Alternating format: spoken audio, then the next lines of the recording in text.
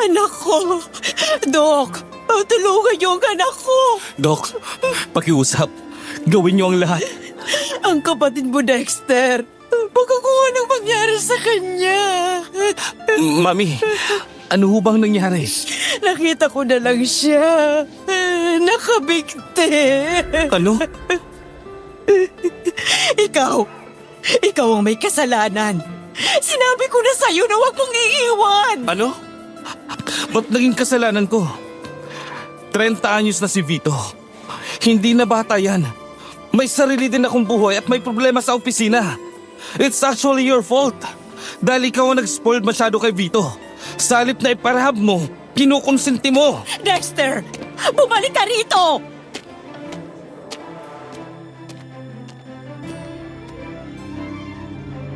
Umiiyak na sumandal si Selma sa pader habang puno ng takot ang kanyang dibdib para sa kaligtasan ng anak na kasalukuyang nire-revive ng mga doktor. Ilang sandali pa, uminto ang mga ito at nilapitan siya ng doktor sa kasinabing tuluyan na itong namaalam.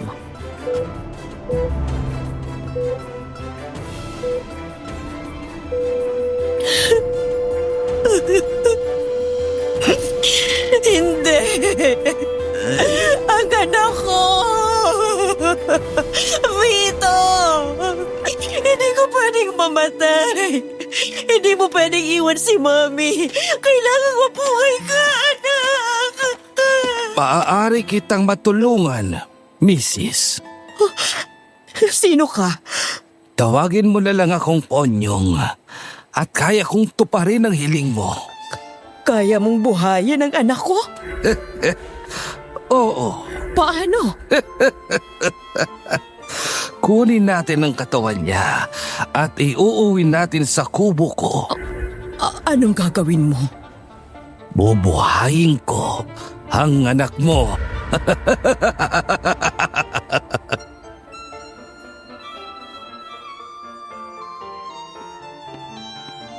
Dear Aswang Diaries and Madam Venus, 2:50 na ng hapon nang tuluyan akong makapagdesisyon at sinimulan ang liham na ito para sa inyo. Isa ako sa masugid ninyong taga-subaybay. Natutuwa akong pakinggan ang mga kwentong hindi lamang katatakutan kundi may halo ring kwento ng pag-ibig at kurot sa puso. Wala akong balak na magpadala ng kwento ko hanggang sa kumbinsihin ako ng aking asawa. Ang isasalaysay ko sa inyo ay nangyari 10 taon na ang nakalilipas. Noong mga panahon na yun ay nagtatrabaho pa ako sa kumpanya ng aking ama. If I can say something about my father, we're not close. He's a mere stranger to me. Lumaki ako sa poder ng aking ina bago ito pumanaw sa sakit na breast cancer. 3 taon na ang nakalilipas. Isang sulat ang iniwan nito kung saan naglalaman ng impormasyon tungkol sa aking ama. Dahil kailangan ko na ng trabaho ng panahon na yon, lumapit ako sa kanya. Tinanggap niya ako. Binayaran ng tatay ko ang mga utang ko dahil sa pagkakasakit ni mama. Bilang bayad sa perang ginastos niya sa akin, ay binigyan niya ako ng trabaho. Mula noon ay namasukan ako sa kumpanya niya bilang sekretarya. Ngunit nagkamali ako ng inakala, Madam Venus. Ang buong akala ko noong nahanap ko na ang papa ko, mararamdaman ko na may magulang pa rin ako. Pero sa halip na anak, ay tinarato niya ako na parang isa lang ordinaryong empleyado. Kaya sabi ko sa sarili ko, gagawin ko ang lahat. Susundin ko ang lahat ng sasabihin niya para lang mahalin niya ako bilang anak. Ngunit ang hindi ko namamalayan ay parang na pala akong robot. Nawalan ako ng sarili kong identity. Hanggang isang araw ay nagulat na lang ako nang sabihin ng papa ko na ipapakasal niya ako sa anak ng kasosyo niya sa negosyo, si Vito. Kalaunan ay dumating din sa buhay ko si Emil at sabay naming nilabanan ang mga pagsalakay ng aswang.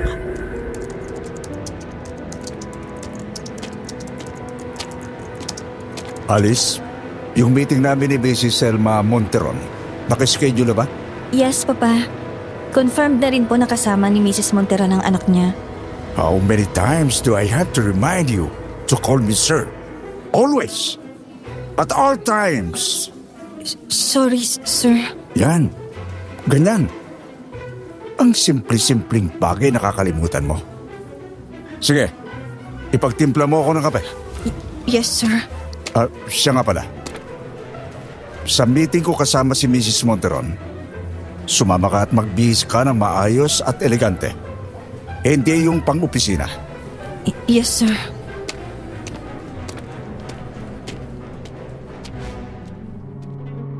Nang makalabas ako sa pribadong opisina ni Papa, mabigat ang dibdib na sumandal ako sa pader at bumuntong hininga habang pigil ang mga luhang nagbabadyang bumagsak. Huminga ako ng malalim at lumapit ako sa mesa ko. Saka ko nilapag ang mga gamit na dala ko. Pagkatapos ay nagmamadali akong pumunta sa pantry at nagtimpla ng kape.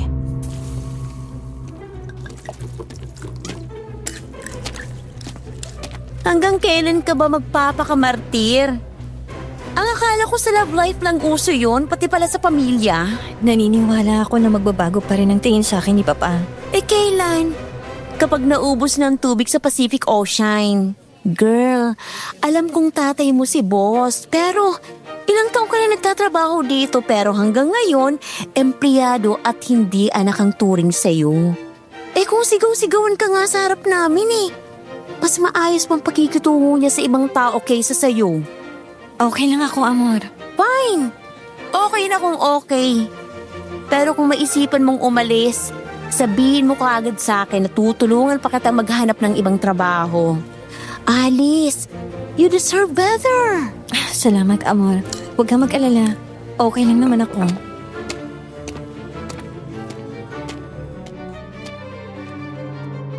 Matapos magtimpla ng kape, ay agad akong bumalik sa opisina ni Papa.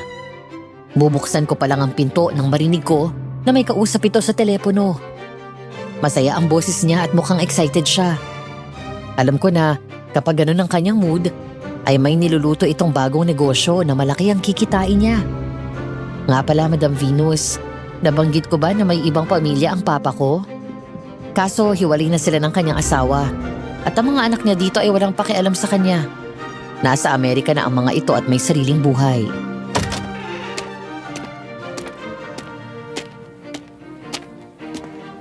Mrs. Monteron, natutuwa ako na sa wakas ay matutuloy na rin ang ating plano. Tatanawin kong malaking utang na loob ang sinabi mo sa akin. Ang sekreto mo kaya't lumaki ng ganyan ang inyong negosyo. Papa, sir, your coffee. Sigo, Mrs. Monteron. I'll see you soon. Bye. Alice, kunin mo itong credit card ko. Mag-shopping ka ng damit mo. Bumili ka rin ng bagong sapatos. Bag. At yung nilalagay sa mukha mo. Kolorete. Gusto ko na maayos ka sa meeting natin kasama sila, Mrs. Monteron. Sir, ano po bang klaseng meeting yon? Bakit kailangan ko pa po magbihis? Sige. Sasabihin ko na sa'yo para hindi ka mabigla sa araw na yon. Hindi lang yung basta business meeting. Dahil yon ang araw na makikilala mo ang mapapangasawa mo. Po? Asawa? Oo. Magpapakasal ka sa anak ni Mrs. Monteron. Kapalit ito ay ang pagpayag niya sa matagal ko ng proposal na joint business venture. Nakatakda na ang kasal niyo sa susunod na 3 buwan, kaya hindi ka na pwedeng umatras. Pero Papa... Wala nang pero-pero. Susundin mo ang utos ko. Para sa iyo rin naman ito. Mayaman ang mga Monteron. Triple ang yamang kumpara sa pera ko. Magbubuhay reyna ka doon. Kailangan ay maisalin sa pangalan mo ang 20% shares ng company nila. Inaasahan ko na hindi mo ako papahiyain sa mga Monteron. Alice, maliwanag ba? Yes, sir.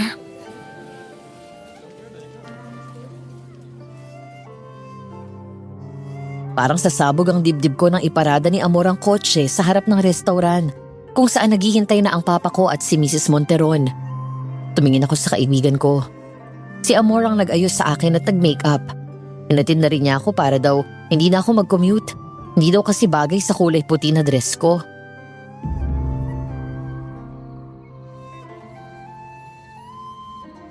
May oras ka pa para umayaw, sabihin mo lang. Palili pa rin ko talaga itong kotse palayo. Naka-oo na ako kay Papa. Eh kailan ka ba tumanggi? Kahit yata sabihin na tumalon ka sa bangin gagawin mo. Hay naku Alice, Kailan ka kaya magigising sa katotohanan? Hayaan mo na ako, Amor. Kahit anong mangyari, kahit baliktarin natin ang mundo, tatay ko pa rin siya. Sana lang, anak din ang turing niya sa'yo. O siya, sige na, pumasok ka na doon. Mag-iingat ka mamaya pag uwi mo ha. Okay, sige. Salamat.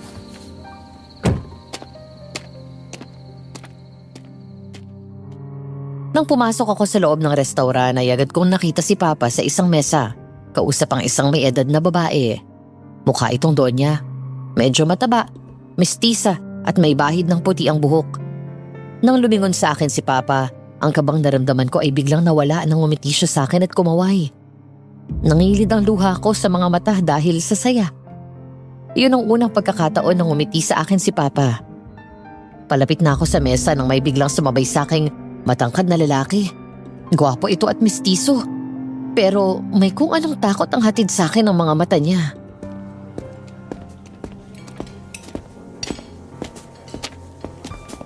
Hi. Hi. Alice, mabuti at narito ka na. Good evening po. Buti naman at sabay kayong dumating ni Vito. Alice, bumati ka. Siya si Mrs. Selma Monteron, ang ina ni Vito. At mukhang nagkakilala na kayo, Vito. Siya ang aking anak. Ang mapapangasawa mo, si Alice.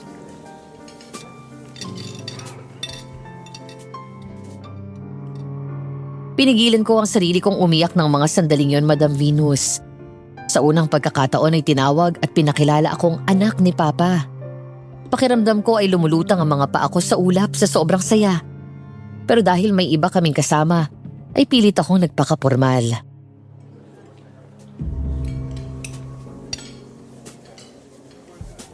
Nice to meet you, Mrs. Monteron.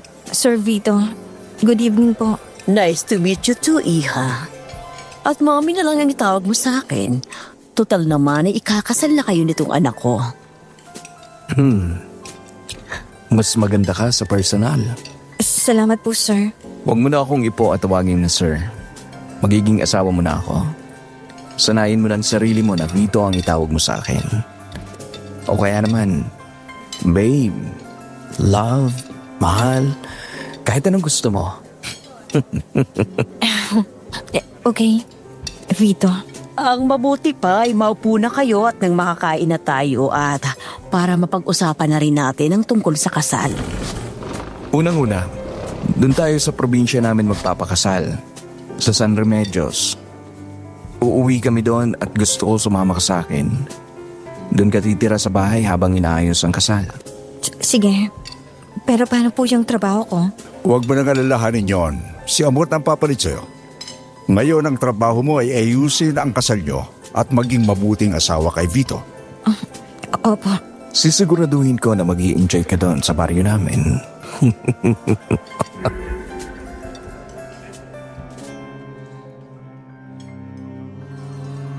Natapos ang hapunan na yon nang tahimik lang ako at hinayaan ng tatlo na mag-usap. Gwapo si Vito, oo. Pero may aura siya na mabigat. Hindi palagay ang loob ko sa kanya.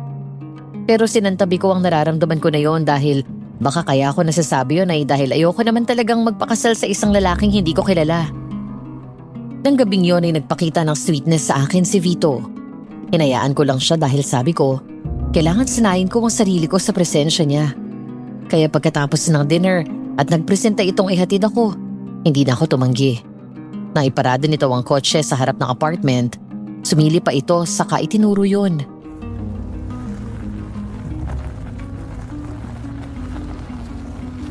Dito ka nakatira? Oo, kasama ko yung kaibigan ko. Ang liit naman. Hayaan mo, babe. Kapag kinasal na tayo, ititira kita sa malaking bahay. Vito, pwede ba ako magtanong? Sure. Ano yon? Paano mo nagagawa to? Ang alin? Yung kumilos at tratuhin ako na parang ang tagal na nating magkakilala at may relasyon tayo. Gusto ko lang maging komportable ka sa akin. Yun lang. Tsaka ikakasal na tayo. Ibig sabihin, automatic na may relasyon na tayo. We're engaged. Ayan. Suot mo na nga yung sing-sing na bigay ko kanina. Sorry. Hindi lang ako sanay. Alice, Hmm? pwede ba kitang halikan? Ha? Nako, hindi pa ako...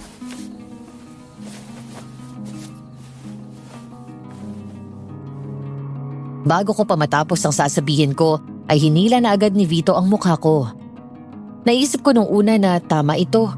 Kailangan kong maging komportable sa kanya. Kaya sa halip na itulak ito palayo, ay hinayaan ko na lang siyang halikan ako.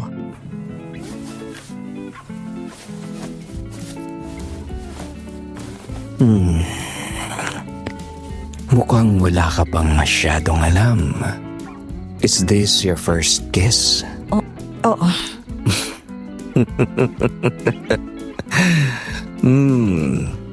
Virgin lips. I like that. Relax, babe. Ako bahala sa'yo.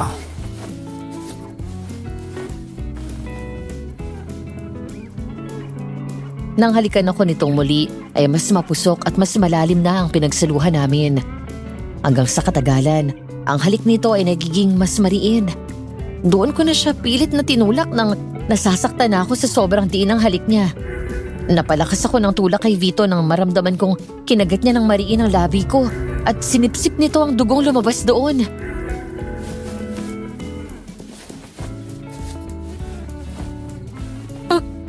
Ano ba? Sasaktan ako!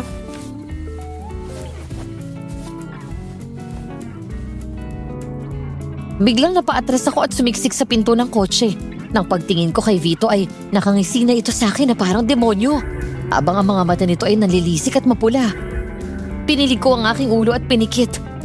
Nang muli akong dumilat ay normal na ulit ang mukha nito. Ngunit nakangisi pa rin.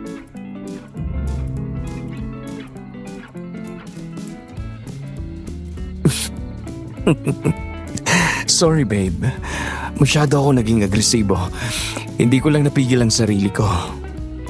Ang tamis ng lawi mo at ang tamis din ng dugo mo. Papasok na ako sa loob.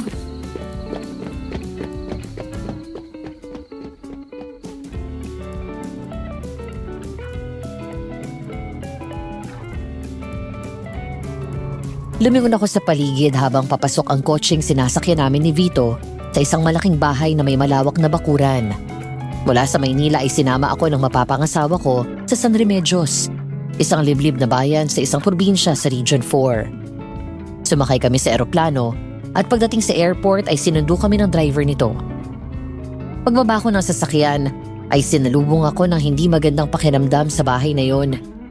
Mabigat ang dating nito at may hatid na kakaibang kilabot sa kabila ng ganda at tayog nito.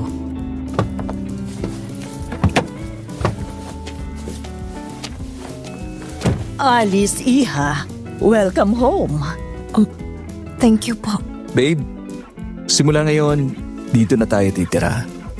Magiging bahay mo na rin ito kaya feel at home. Salamat.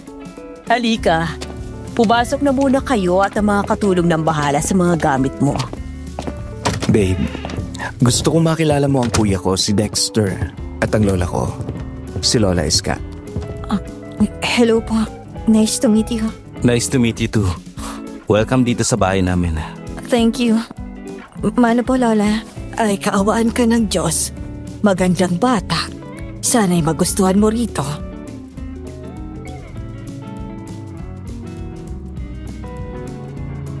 Magaan ang pakiramdam ko kay Kuya Dexter at Lola Iska. Mukha din naman mabait si Ma'am Selma, pero may nararamdaman at naaaninag akong hindi maganda sa kanya. Parang may bumubulong sa puso ko na may hindi tama sa bahay na yon.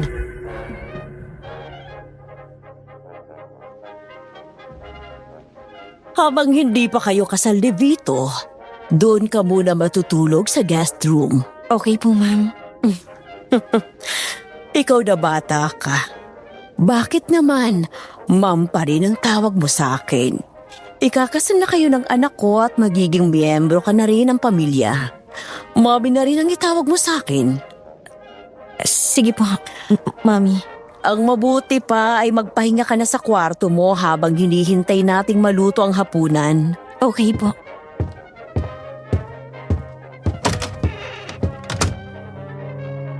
Pagdating sa loob ng kwarto ay naupo lang ako sa gilid ng kama at lumingon sa paligid.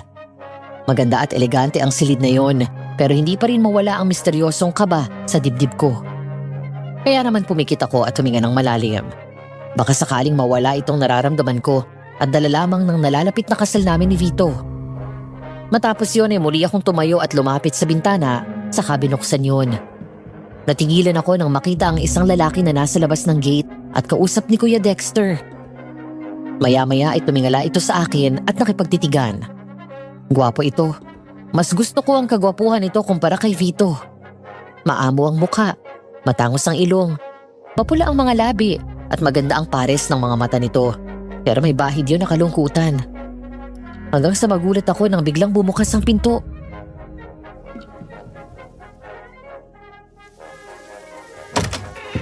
Babe, sinong tinitingnan mo dyan? Ha? Wala. Tumatanaw lang ako sa labas. Kapag may kailangan ka, puntahan mo na lang ako sa kwarto ko. Si Mami naman kasi, pinaghiwalay pa tayo ng kwarto. Di bali, babe. Mamayang gabi, kakatukin na lang kita dito. Ha? Tama naman ang mami mo. Saka na natin gawin ang gusto mo kapag kasal na tayo. Oo nga pala, nakalimutan ko na. Virgin ka pa pala. Sige na nga.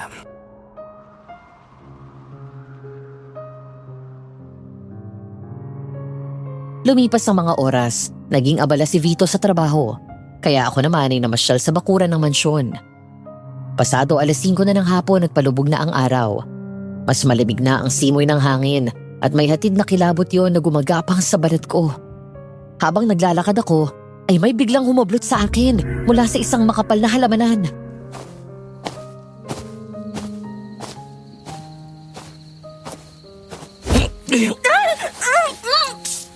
Huwag ka maingay. Baka marinig nila tayo. Kuya, bakit po? Anong ginagawa mo dito? Hindi ka dapat sumama kay Vito. Kailangan naming asikasuhin ang kasal namin eh. Hindi mo alam kung anong pinasok mo. Hindi ka dapat magpakasal kay Vito dahil mapapahama ka lang. Kung gusto mong mabuhay na normal, tumakas ka na ngayon din. Habang may oras pa, umalis ka dito sa bahay na to. Kabilugan ng buwan ngayon. Kailangan makaalis ka bago lumalim ang gabi. Bakit kuya? Ano bang Huwag ka na magtanong. Basta sundin mo na lang ako. Dexter, halika nga dito. Kapag nakapagdesisyon ka na, sabihin mo sa akin na tutulungan kita. Nandyan na, Mami!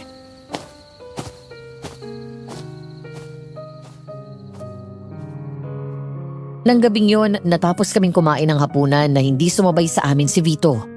Isang bagay na pinagtataka ko dahil yun ang unang beses nakakain ako ng hapunan doon. Inaasahan ko na kumpleto kami sa hapagkainan. Ang sabi lang sa akin ni Selma ay busy pa ito sa trabaho.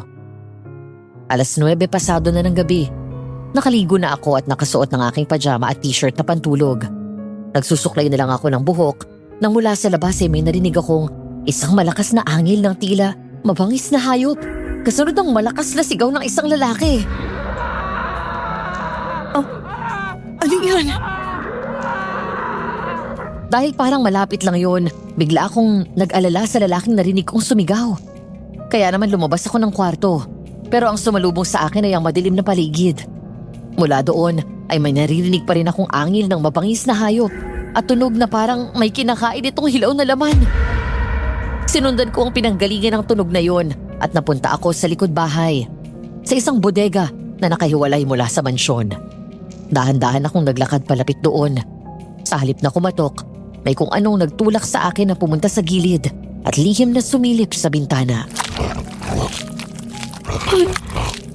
Diyos ko! Labis akong nangilabot sa aking nasaksihan. Dahil nasa loob ng bodega na yon, si Vito, na hindi tao ang itsura kundi isang aswang. Nasa ibabaw ng mesa ay ang nakahandusay na katawan ng iisang tao. Walang nagbago masyado sa mukha nito, ngunit humaba at patusok ang tenga. May mahaba at matalas na pangil at nanlilisik na pula ang mga mata. Ang mga kuko sa kamay nito ay mahaba at matalas na rin na may hawak na laman loob. Ngunit ang mas lalo kong kinagulat ay nang mula sa sulok ay biglang lumabas si Selma. Kailan mo gagawin ang plano kay Alice? Ako? Mamayang alas 12. Ilang araw na akong tinatakam ng babaeng yan, Mami. Gusto ko na siyang tikman. Minsan ko nang natikman ang dugo niya. At matamis yun. Gusto ko nang sipsipin ang dugo niya. Huwag mong kalilimutan. Hindi mo siya maaaring patayin. Diyos ko, ano tong pinasok ko? Alice, Kuya, tumakas ka na. Mamayang gabi, may plano sila na gawin kang aswang. Sige na, tumakbo ka na bago pa mahuli ang lahat. May tao sa labas. Si Alice. Naamoy ko siya. Nasa malapit lang siya. Sabay kaming napalingon ni Kuya Dexter sa bodega bagong muling tumingin sa isa't isa. Hindi ako nagsayang ng panahon. Sabay kaming tumakbo palayo. Dinala niya ako sa front gate at mabilis na binuksan yun. Tumakbo ka na, bilisan mo. At huwag ka nang bumalik dito kung ayaw mo maging halimaw gaya ni Vito. At tandaan mo, hindi ako ang nagpatakas sa'yo, okay? oo kuya. Takbo! Tumakbo ka na! Umalis ka na, bilisan mo! Hindi na ako nag-isip pa kung saan ako pupunta. Mabilis akong tumakbo ng walang lingon-lingon. Hanggang sa narinig ko na lang ang malakas na angil ng aswang at ang mabigat na mga yabag na sumusunod sa akin. Panginoon, iligtas mo po ako. Alice, hindi mo ko matatakasan. Sa pagtakbo ko ay lumusot ako sa loob ng masukal na kakahuyan. Hindi ko alam kung saan ako patungo. Basta ang alam ko lang ay kailangan kong makalayo at iligtas ang buhay ko. Hanggang sa kakatakbo ko ay bigla akong nadapa. Umiyak na pilit akong tumayo. Ngunit bigla akong natumba ulit nang maramdaman ko ang kirot mula sa paa ko. Nang tignan ko yun, ay saka ko lang nakita na na-spray nito. Sa kabila ng kalagayan ko ay pilit akong tumayo at iika-ikang tumakbo. Tiniis ang sakit, malayo lang sa aswang. Alice, huwag mo nang tantay pang lumayo. Dahil makikita rin kita. Tulungan niyo po ako, Diyos ko. Tulungan niyo ako. Hanggang sa may biglang kumaluskos sa likod ng halamanan sa di kalayuan. Nang lumingon ako, ay nakita kong pumunta doon si Vito. Mula sa likod ay may biglang sumunggab sa akin at tinakpan ang bibig ko. Pagkatapos ay hinila ako sa likod ng isang malaking puno na may makapal na halaman.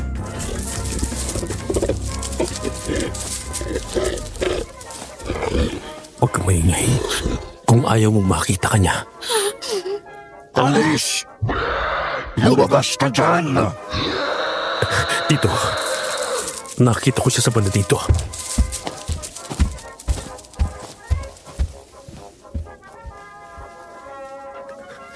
Wala na yung aswang.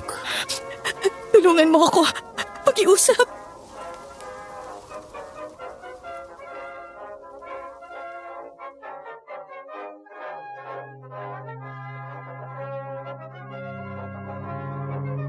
Bigla akong bumalikwas ng bangon nang magising ako at makitang nasa isang silid ako na hindi pamilyar sa akin.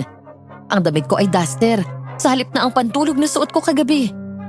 Naroon ako sa silid ng isang estrangherong bahay at sa tabi ko ay bukas na bintana. Nang maramdaman ko ang malamig at sariwang simoy ng hangin ay napanatag ang kalooban ko kahit hindi ko alam kung nasaan ako. Sumilip ako sa labas at nakita ko ang malawak na palayan. Ilang sandali pa, bigla akong sumiksik sa sulok ng kama nang biglang pumasok doon ang isang lalaki. Bigla akong naalala si Vito kaya bumalik ang takot ko.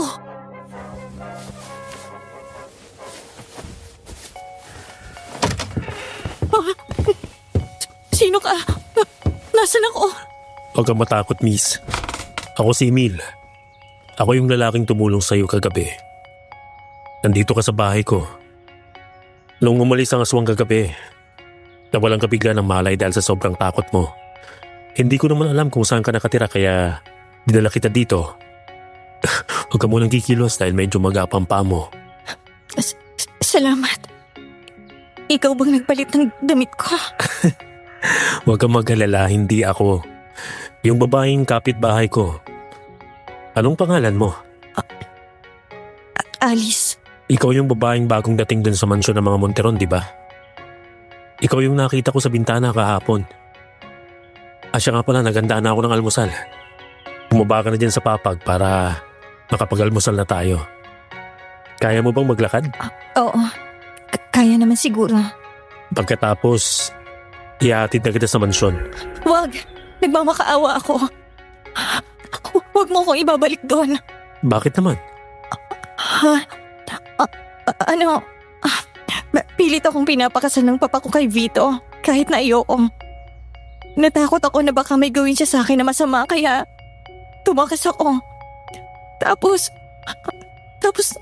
nakita ko ng aswang kaya hinabol niya ako. Ganun ba? Taga saan ka ba? Sa Maynila pa. Ang layo?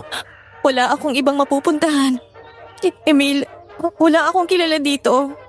Pwede bang dito muna ako? Pangako, hindi ako magiging abala. Tutulungan kita sa gawain dito. Marunong din ako magtanim. Konti.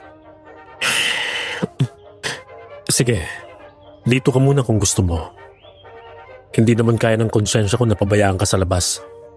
Lalo at totoong may kumagalang aswang dito sa gabi. Kaya ba may mga bawang na nakasabit sa mga bintana mo? Oo, pero huwag kang mag-alala. Hindi naman nagagawi dito yun.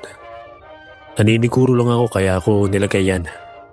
Ang mabuti pa, umaba ka na dyan na makakain ka na.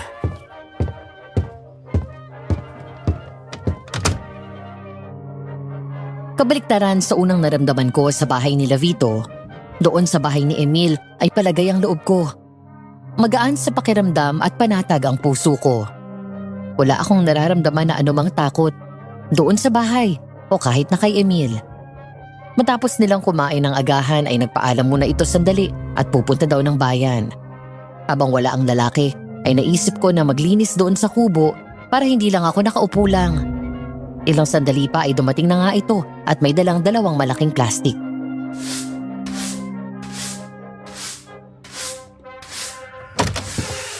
Alice? Uy, ba't parang ang dami mo namang dala? Bumili kasi ako ng ulam natin para hanggang mamayang gabi saka binilan din kita ng mga gamit mo't damit. Hindi ko alam kung magugustuhan mo pero sana kasya eh. Salamat, Emil. Ang laking abala ko na nga na natulog ako dito. Binilhan mo pa ako ng gamit. Okay lang yun. Sabi kasi ng lola ko, pag daw maging madamot sa mga nangangailangan ng tulong. Dahil pagpapalain ka ng 10 doble ng Diyos. Kung makukuha ko lang sana yung gamit ko sa bahay ni Vito. Huwag ka mag-alala. Gagawan ko ng paraan yan. Kakausapin ko si Kuya Dexter. Close kayo? Oo nga pala. Nakita ko magkausap kayo kahapon. Sa bagay, mapagkakatiwalaan talaga siya. Siya rin ang tumulong sa akin na tumakas kagabi kay Vito. Kaya huwag kang mag-alala. Kakampi mo yun. Pero habang wala pa dito yung mga gamit mo, pagtsagaan mo muna itong mga binili ko ha. Nagpatulong ako kay Manang, yung kapitbahay ko na nagbihis sa'yo. Salamat ulit. Dahil dyan, habang nandito ako muna magluluto ng pagkain natin. Hindi ka obligado ha. Siyempre, tutulong pa rin ako.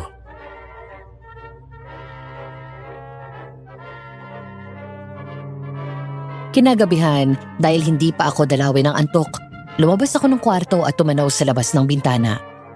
Malamlam ang ilaw sa loob ng bahay habang nagmumuni-muni at pinapanood ang mga alitaptap na lumilipad sa ibabaw ng mga palayan. Bigla akong napaisip matapos maalala ang mga nangyari sa akin. Kung paano ako tumakbo para mailigtas ang buhay ko. Pakiramdam ko ay tumakbo ako hindi lang para makalayo sa aswang, kundi sa buhay na gusto ng papa ko para sa akin. Bigla akong lumingon nang bumukas ang pinto ng kwarto ni Emil.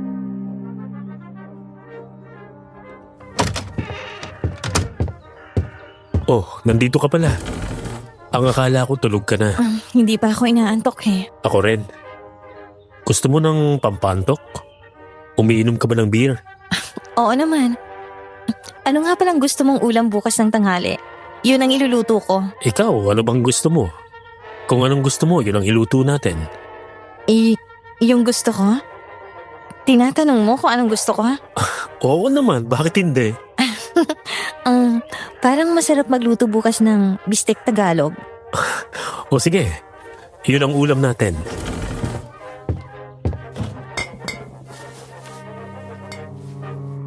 Kumuha ito ng 2 beer sa ref.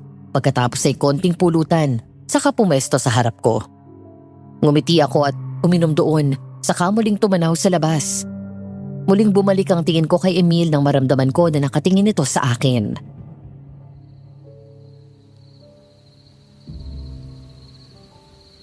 Bakit? Wala. Naisip ko lang kung bakit ka umayaw kay Vito. Gwapo naman yun. Maganda ka. Bagay kayong dalawa. Ayoko sa kanya. Hindi palagay ang loob ko. Tsaka pakiramdam ko, hindi ako ligtas kapag kasama siya. Paano yan? Tsaka hinahanap ka na nila. Baka nga sinabi na nila sa papa mo na lumayas ka. Ewan, bahala sila. Alam mo, nung tumakas ako, nung magdesisyon ako na lumayo, dun ko lang naisip na sa unang pagkakataon, sariling kagustuhan ko naman ang sinunod ko. Anong ibig mong sabihin? Anak lang ako sa labas ng papa ko. Hindi ko siya nakilala buong buhay ko. Hanggang sa mawala si mama. At sa sulat na iniwan niya para sa akin, binigay niyang pangalan ni papa. At kung saan ko siya mahanap. Pumunta ako at nagpakilala. Hindi naman ako nahirapan at tinanggap niya kaagad ako. Binigyan niya ako ng trabaho sa kumpanya niya. At naging sekretarya niya. Pero kahit isang beses, hindi ko naramdaman na tinuring niya akong anak. Empleyadong turing niya sa akin. Inuutusan. Sinisigawan sa harap ng karamihan. Ayaw na ayaw niyang tinatawag ko siyang papa. Kaya naisip ko, kapag sinunod ko lahat ng gusto niya, eventually, mamahalin din niya ako bilang anak. Kaya lahat ng sabihin o iutos niya, hindi ako tumatanggi. Oo lang ako ng oo. Kaya nung pinagkasundo ka niya kay Vito, umuo ka na lang din. Kaya ba parang nagulat ka na tinanong ko kung anong gusto mong ulam? Oo. Dahil hindi ako sanay na may nagtatanong sa akin kung anong gusto ko. Hindi ako sanay na may humihingi ng opinyon ko. Pero kagabi, naramdaman ko na masarap pala sa pakiramdam kapag sinusunod ko ang sarili ko. Yung ako naman ang nasunod at hindi ang papa ko. Yung hindi dinigtas sa akin. Pareho pala tayo. Anong ibig mong sabihin? Anak din ako sa labas pero ng mami ko. Mayaman siya eh. Tapos kaibigan ng asawa niya yung tatay ko. Tapos ayun, isang gabi, nagkainuman sila. May nangyari at nabuo ako. Hindi siya iniwan ng asawa niya pero sa kondisyon na hindi ako ititira ni mami sa bahay. Pagkapanganak niya sa akin, binigay niya na lang ako sa tatay ko. Mula noon hanggang ngayon, para din akong ibang tao sa paningin niya. Buti nga ikaw nakakasama mo kahit papaano. Ako, itapunan ng tingin hindi niya ginagawa. Tingnan mo nga naman, 2 anak sa labas nagkatagpo. Dinala ka yata ng Diyos dito para sabihin sa'yo na hindi ka nag-iisa. Na marami tayong nasa ganitong sitwasyon. Pero kahit ganoon si mami, maswerte pa rin ako sa kuya at lola ko. Kung hindi ako pinapansin ni mami, pinupunan nila ang pagkukulang niya. Itong bahay na to, bigay ni lola to. Itong 2 hektaryang lupa na to, pinamana sa akin ni lola nung mamatay si tatay. Minsan nga binibigyan pa ako ni na lola at kuya ng allowance eh. Buti ka pa. Ako kasi yung mga kapatid ko sa ama, hindi ko nakilala. Iniwan na nila si papa at sumama sa mami nila sa US. Doon na sila nakatira. Ikaw, wala ka bang pamilya o girlfriend? Di kung meron, hindi kita pinitira dito. Oo nga naman. May naging girlfriend ako. 3 years ago pero naghiwalay din kami. Nag-abroad kasi siya tapos ayun, pinagpalit ako sa kasama niya sa trabaho. Wala noon, puro trabaho sa bukid na ang inaasikaso ko. Sunog na nga ang balat ko sa kakabilad sa araw eh. Bagay naman sa'yo. Lalaking dating mo. Eh, anong plano mo ngayon? Baka kapag nahanap ka ng papa mo, ituloy pa rin nila ang pagpapakasal nyo ni Vito. Magpapakamatay na lang ako kaysa ikasal sa demonyong yun. Magtago ka dito hanggang gusto mo. Hanggang sa hindi mo pa alam ang susunod na gagawin mo. Masaya naman ako na nandito ka. At least ngayon, may kausap na ako. Hindi yung lagi ako mag-isa. Salamat ulit, Emil. Walang anuman.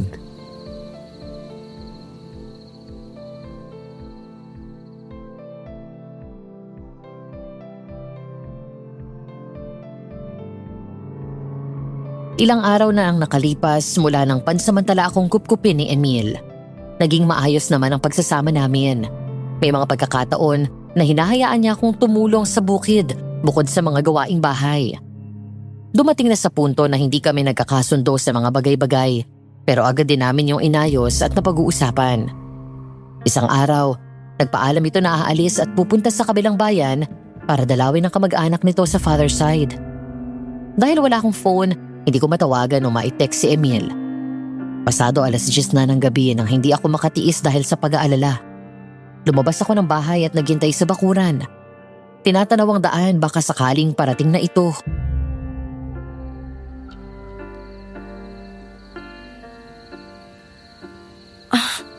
Nasaan na kaya yun?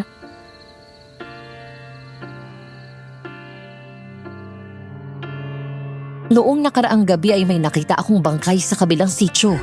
Gaya ng nakita ko sa mansyon ng mga Monteron.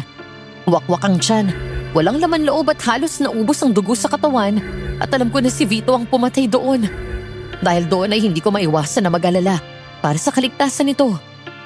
Pabalik na ako sa loob ng bahay nang matigilan ako matapos gumalaw ang mga halaman sa di kalayuan.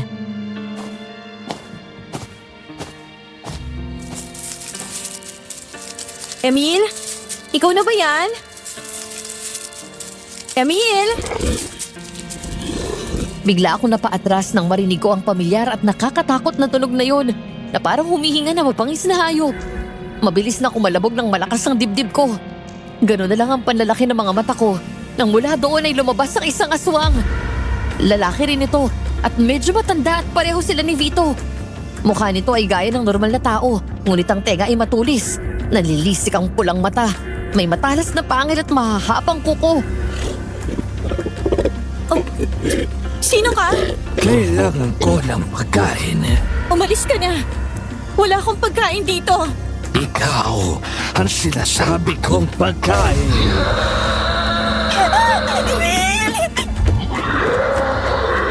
Mabilis akong tumakbo papasok ng bahay.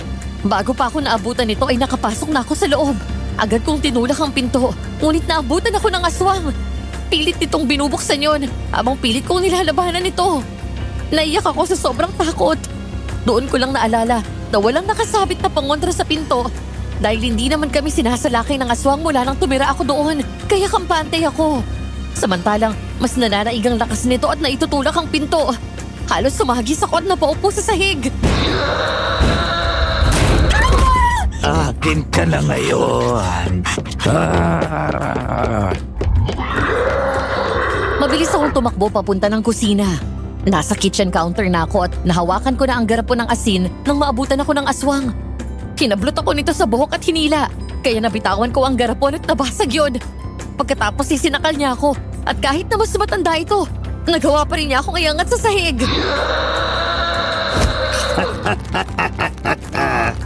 Ang tagal ko nang nagtiis na walang makain. Masyadong gaman ang mag-ina na yun. At hindi tumutupad sa usapan. Ngayon, ako mismo ang papatay sa iyo. Unang kunang dito na yun.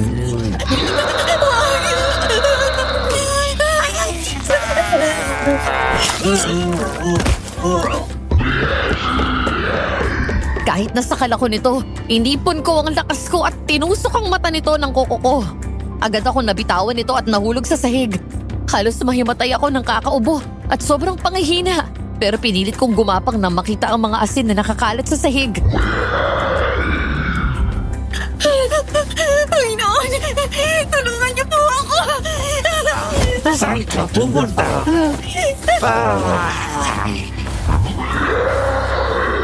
Nadakot ko na ang asin nang bigla akong hilahin sa paa ng aswang. Pagkatapos isinakyan ako nito sa ibabaw at binuka ang kanyang bibig.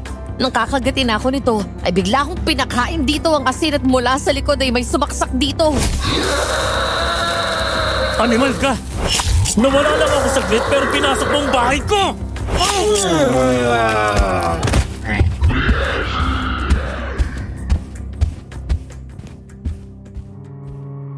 Nang hugutin ni Emil ang itak ay natabig siya ng aswang at mabilis na kumaripas ng takbo palabas at tumakas. Agad nitong binitawan ang itak at nag-aalalang nilapitan ako. Nang makita ko si Emil ay saka ko napahagulgol ng iyak kaya sinuntok ko siya ng paulit-ulit sa balikat.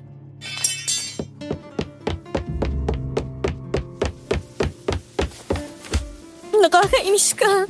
Iniwan mo ako dito. Kanina pa ako naghihintay sa'yo. Sorry na. Hindi ko naman nakalain nagagabihin ako eh. Ayaw akong paalisin kaagad ng mga pinsang ko doon. Pangakala ko mamamatay na ako eh. Hindi mangyayari yun. Nandito ako. Puprotektahan kita. Halika na. Tumayo ka na dyan.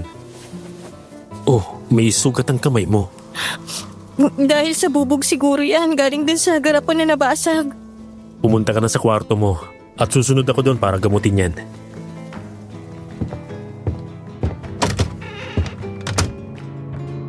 Habang ginagamot ni Emil ang sugat ko, ay hindi pa rin mawala sa isip ko ang itsura ng nakakatakot na aswang. Dahil doon ay bigla na naman akong naiyak, lalo na nang maalala na muntik na akong mapatay nito.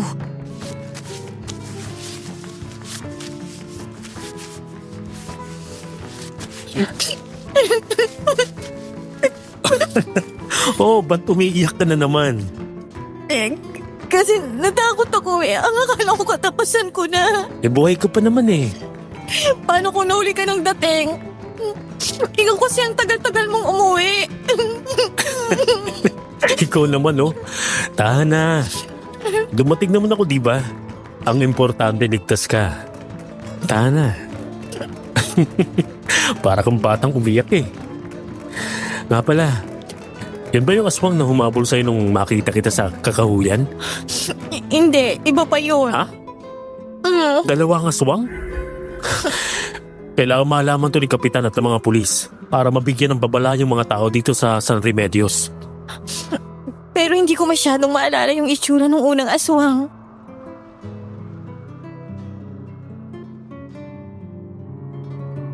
Oo, Madam Venus. Nagsinungaling ako. Hindi ko sinabi na ang isa pang aswang ay si Vito. Naunahan ako ng takot para sa kaligtasan ni Emil dahil kilala niya ito. Baka kung anong gawin ni Vito sa kanya kapag nagkataon, ayokong mapahamak ang lalaking nagligtas ng buhay ko.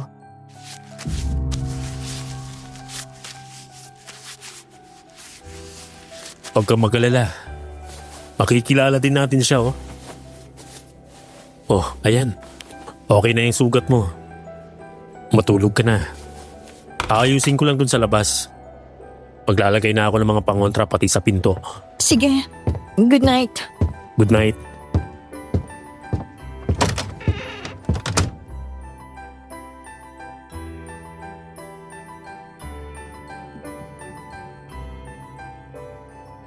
Isang umaga habang abala si Emil sa pagtatanim sa bukid, ako naman ay abala sa mga gawaing bahay. Matapos ko kanina maglinis ng bahay, ay nagluto naman ako ng pananghalian ni Emil. Pasado 11:30 ay naglalakad na ako sa Pilapil, papunta sa bukid, dala ang isang basket, kung saan naroon ang pagkain. Malayo pa lang ay sumigaw na ako at agad kumaway ng lumingon nito.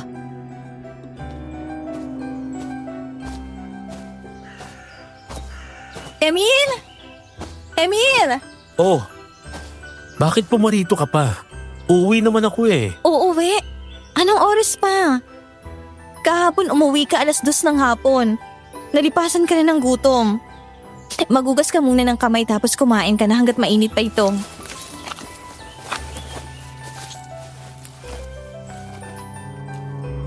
Nagmamadali itong umahon muna sa palayan at naglinis ng mga kamay at paa. Habang ako naman ay nasa kubo at nilalabas ng mga pagkain. Agad ngumiti si Emil nang bumalik at makita ang ulam na inamoy pa nito.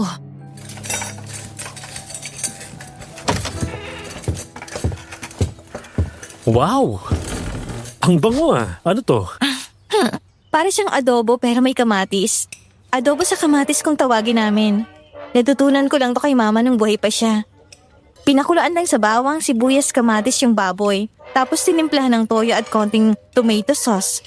Hanggang lumambot yung baboy. Ang sarap naman ito. Sarsa palang ulam na. Buti naman nagustuhan mo. Alam mo, mula nang dumating ka at ikaw nang nagluluto, pansin ko, nadadagdagan ang timbang ko. Ang sarap mo kasi magluto eh. Sa ganung paraan man lang makabawi ako sa tulong mo sa akin. Minsan nga napapansin ko, nasanay na ako sa bahay mo. Sigurado kapag nakabalik ako sa Maynila, maninibago na ako. Eh di, huwag ka na lang umalis para hindi ka naman ibago. Ha? Huwag na akong umalis? Oo. Huwag ka nang umalis kung gusto mo. Welcome ka naman sa bahay. Pero Emil, hindi tama na magtagal ako sa bahay mo. Wala naman tayong relasyon. Ikaw, gusto mo bang umalis dito?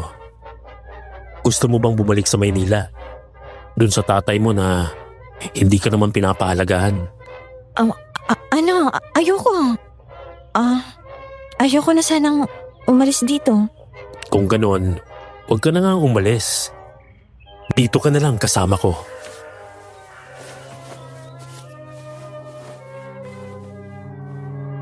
Natigilan ako nang umangat ang kamay ni Emil at hinawi ang mga hibla ng buhok na tumabing sa mukha ko dahil sa hangin. Pagkatapos ay sunod nitong hinaplos ang pisngi ko bago hinawakan ang kamay ko at hinalikan ito. Nang mga sandaling yon, Madam Venus, alam kong nahulog na ang puso ko sa kanya. Hindi ko akalain na posible pala yun. Na hindi lang sa mga teleserye at pelikula nangyayari. Ang mahulog ang loob ko sa isang taong mistulang estranghero. Hindi ko alam kung mali, pero pakiramdam ko naman ay tama.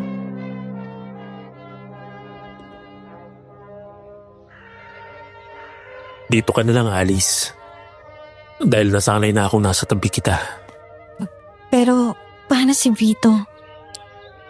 Paano kapag nahanap nila ako at sapilitan pa rin nilang ituloy ang kasal? Pagkamatayan na. Pero hindi kita ibibigay sa kanya. Hindi ako papayag na magpakasal ka sa Vito na yon.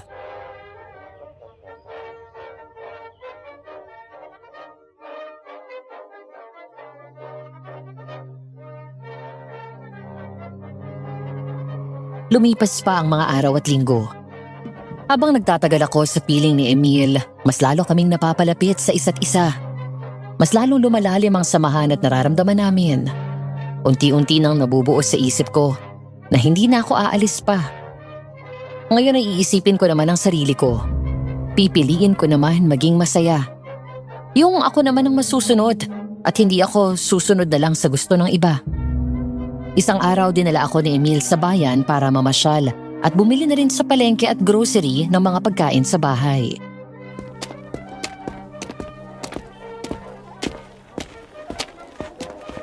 May gusto ka ba bang bilhin? Wala na, ayos na to. Nabili na natin lahat ng nasa listahan. Nag-enjoy ka ba sa pamamasyal? Oo naman. Ang ganda ng pinanood natin sa sine. Kinilig ako. Thank you ha. Bakit ka nag-thank you? First date natin to. Natural, gusto ko. Ako lahat ang gastos. Nga pala, nakausap mo na ba si Kuya Dexter para makuha yung mga gamit ko? Oo, nung nakaraang linggo pa lang magkita kami, nasabi ko sa kanya na sa akin ka nagtatago.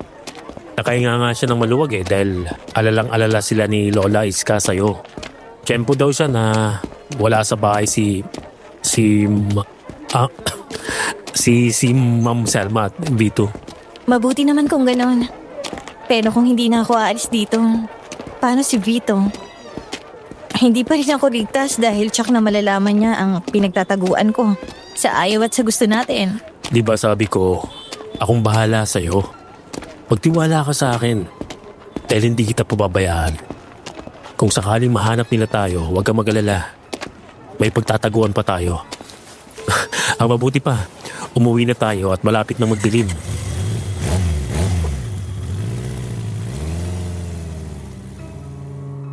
Habang sakay kami ng motor at binabagtas ang daan pa uwi, Bigla kaming huminto nang humarang sa daan ng isang kotse na nag-overtake sa amin. Nang bumaba ang driver ng kotse, nanlaki ang mga mata ko nang makilala kung sino yun.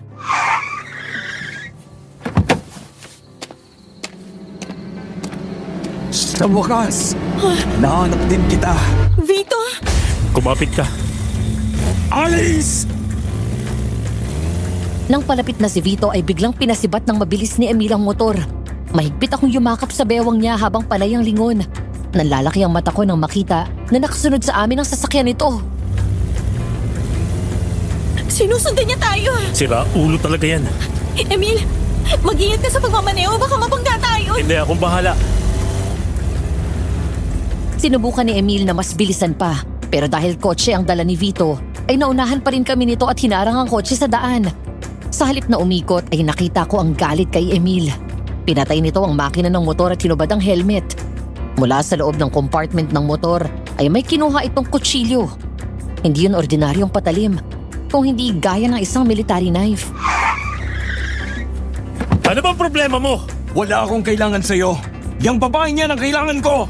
Hindi mo siya makukuha sa akin. Ano bang papel mo dito, ha?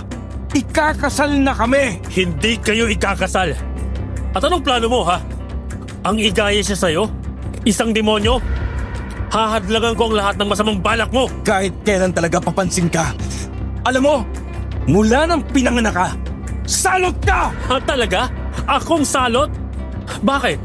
Sino bang aswang sa ating dalawa na pumapatay at namiminsala ng mga inosenteng buhay dito sa bayan? Di ba ikaw? Kaya ikaw ang salot! Nagulat ako sa mga sinabi ni Emil. Kung ganoon, alam niya ang aswang ay si Vito. Pero kahit kailan ay wala itong nababanggit sa akin, kahit ilang beses na namin itong napag-usapan. Samantala, nang marinig yun ni Vito, galit na galit itong sumugod kay Emil. Nagulat ako nang suntukin ito ni Vito ng malakas.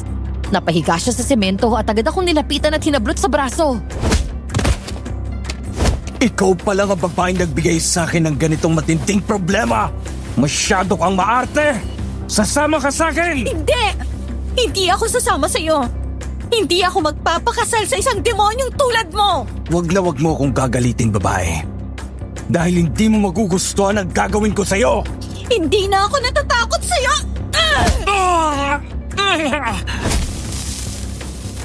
Nang tuhurin ko ng malakas ang pagitan ng dalawang hita nito, ay sinundan ko yon ng biglang pagsaboy ng asin sa mukha nito. Kanina nang bumaba si Emil, ay agad kong kinuha ang asin sa supot na binili namin sa palengke. Mabilis naman lumapit si Emil at sinipa, sinuntok at sinaksak ito sa tagiliran. Nang matumba ito sa semento, ay matapang itong sinugod ni Emil at hinablot sa kwelyo ng damit. Bahagya siyang napaatras sa gulat nang biglang magbagaw ang mukha ni Vito at naging aswang at malakas na umangil. Lumabas na rin ang totoong anyo mong hayop ka! Papatayin kita! Bastardo ka! Bumangon si Vito at sinakal si Emil, saka binalibag sa lupa.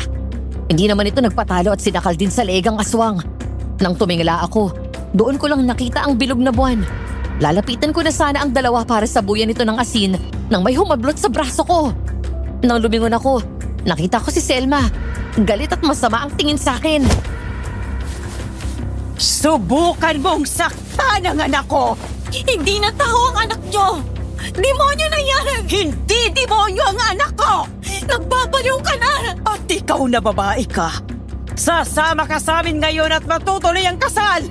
Malaki na ang perang naibigay ko sa ama mo. Wala na akong pakialam sa pera o sa anumang kasunduan nyo. Nagbago ng isip ko.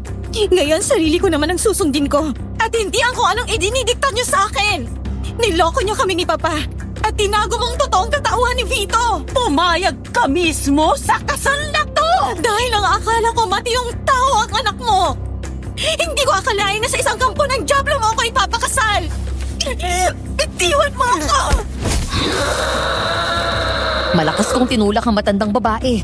Pagkatapos ay binato ko ang asin kay Vito. Samantala, si Emil naman ay nadampot ang kaninang patalim na nabitawan nito. At yun ang pinangsaksak sa balikat ni Vito. Papatayin kitang demonyo ka! Ang anak ko! Vito! Hanggang ngayon ba? Naswang na yung anak nyo? Ini-spoil nyo pa rin? Marami ng taong namamatay dito sa bayan natin. Kumising naman kayo.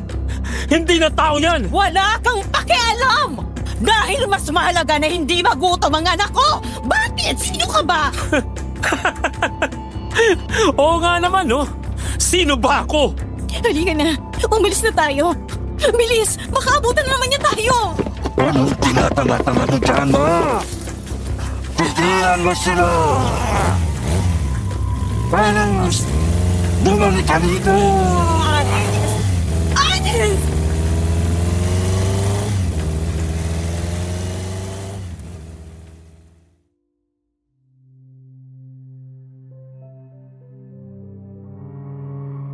Nang makarating kami sa bahay ay agad kaming nagsarado ng mga bintana at pinto. Siniguro din namin na nakasabit ang mga pangontra para hindi makapasok si Vito sakaling makasunod sa amin.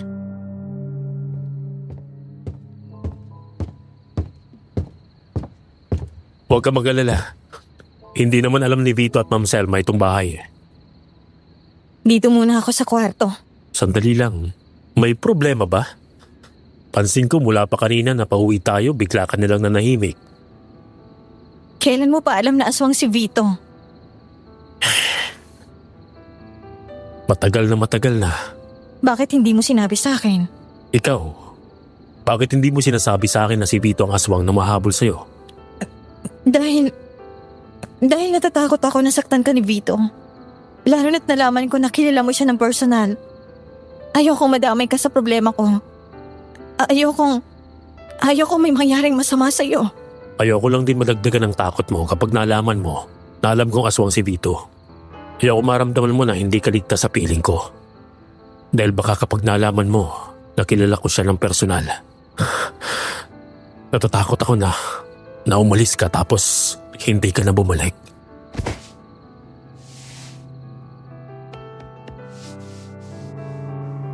Lumapit si Emil sa akin at niyakap ako ng mahigpit. Pagkatapos ay hinawakan ako sa magkabilang pisngi at pinagdikit ang noo namin. Hindi ko na rin napigilan ang sarili ko, Madam Venus.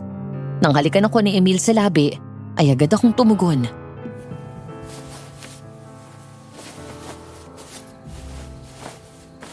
Alam kong masamang mang-agaw pero aagawin kita sa Vito na yon. Hindi ako papayag na magpakasal ka dun. Dahil alam ko na mapapahama ka lang. Hindi na ako magpapakasal sa kanya. Sa'yo ako sasama. Bigla kaming napalingon at halos tumalon ako sa gulat at umatras nang marinig ang malakas na kalabog ng pinto at bubong. Parang sasabog ang dibdib ko sa magkahalong kaba at takot. Tumama ang hinala ko nang marinig ko ang nakakatakot na boses sa aswang ni Vito. Anis! Lumabas ka dyan! Umayaw mong gibahin ko itong pinto na to! Nasundan niya tayo! Siguradong yung aswang na naunang sumugod dito ang nagsabi sa kanya. Bilis! Kumuha ka ng mahalagang gamit. Aalis tayo dito. Anis! Lumabas ka sabi dyan! Kapag nakapasok ako dyan, papatayin ko yung bastardong Emil na yan! Bilis! Halika na!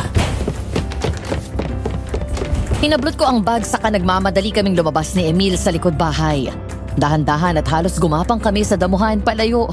Huwag lamang kaming marinig ng mga aswang. Parang sasabog na naman ang dibdib ko sa kaba habang panay ang lingon ko. Mula doon sa pwesto namin, nakita ko sa bubong ang aswang na pumasok sa bahay. Diretso lang. Huwag kang hihinto.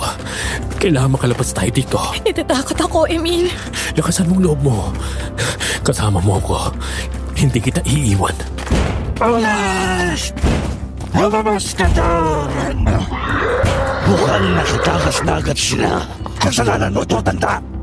Kung sinabi mo lang sa akin agad ng bastardong yon ang nagtatago kay Alice, eh tinakbuha ko na siya agad.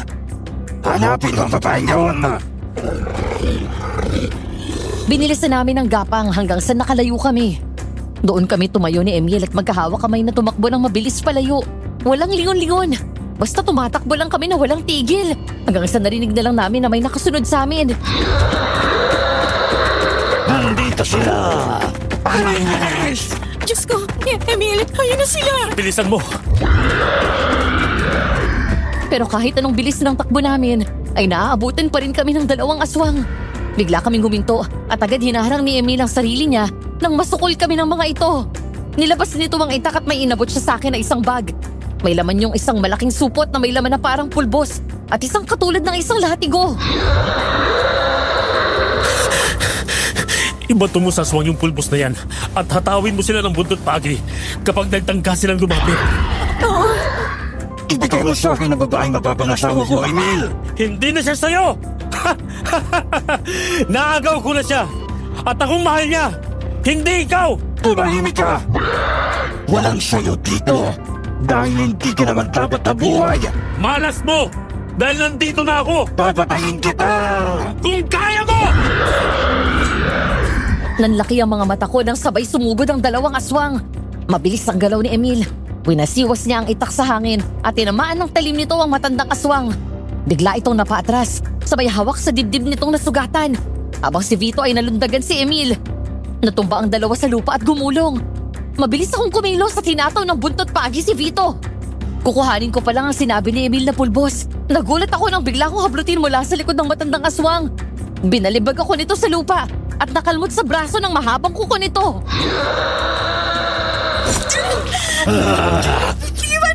Pasensya na lang kami ni Vito dahil mauna ako sa'yo.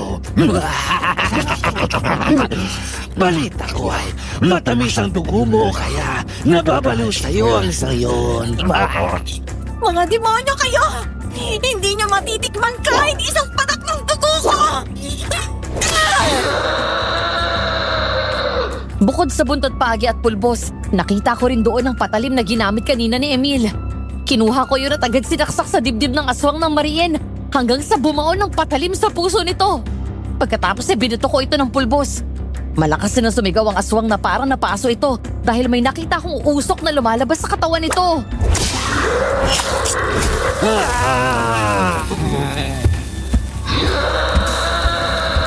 Mabilis na kumaripas ng takbo ang matandang aswang. Kahit masakit ang katawan ko dahil sa pagbalibag sa akin ng aswang, pilit akong tumayo. Nang mga sandaling yon ay nagpapambuno si Emil at Vito. Hawak ni Emil ang itak pero ang talim ay nakatutok sa kanya habang pilit yung tinutulak ni Vito.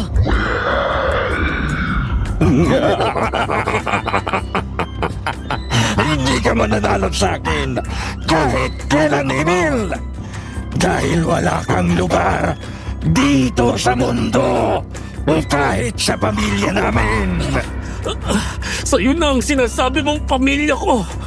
Kung hindi lang dahil kay Kuya Dexter at Lola Iska, hindi ako magpapakita sa inyo. Hindi mo makukuha sa akin si Anais. Nakuha ko na! Mula sa likod ay bigla akong sinaksak si Vito, kaya nito nabitawan si Emil at napaliyad. Agad akong umatras nang sinubukan akong hablutin ito. Nagawa itong itulak ni Emil at sinipa ng malakas. Sasaksakin na lang ito ni Emil ng itak ay mabilis na kabawi ang aswang at ginalaw nito ang kamay at sinaksak nito si Emil ng matalas nitong kuko sa tiyan. Emil! Sabi ko naman sa'yo, walang pinatbat ang kaya mong bastardo sa akin. Kung mamamatay ako, mauuna ka!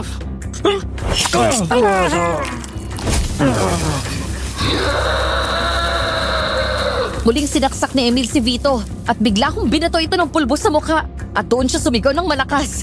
Nahugot nito ang matalim na kuko sa tiyan ni Emil at nagpagewang-gewang ng lakad palayo habang hawak ang mukha. Mabilis kong nilapitan si Emil at inalalayan. Walang iya ka, Alice! Anong ginawa ko? Hindi mo pa ako tinigilan! Ako mismo ang papatay sa'yo!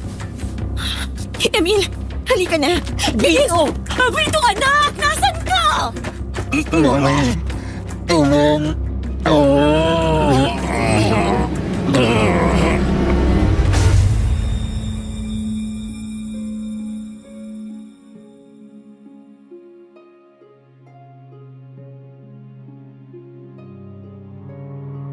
Nang makarating kami sa isang kubo sa liblib na bahagi ng kakahuyan, agad kong ginamot ang sugat ni Emil. Sa kabila ng kanyang kalagayan, ay nagawa pa rin niyang ituro sa akin ang gagawin. Nang makatulog ito ay saka pa lang nawala ang pag-aalala ko. Dahil may alam din naman ako sa bukid, habang tulog si Emil ay kumuha ako ng mga gulay at sinabawan ko yun. Mabuti na lang at may bigas doon sa kubo, kaya nakapagluto ako ng makakain namin. Magtatanghalian na nang magising si Emil. Nang sinubukan itong bumangon ay agad ko siyang inalalayan at sumandal sa pader.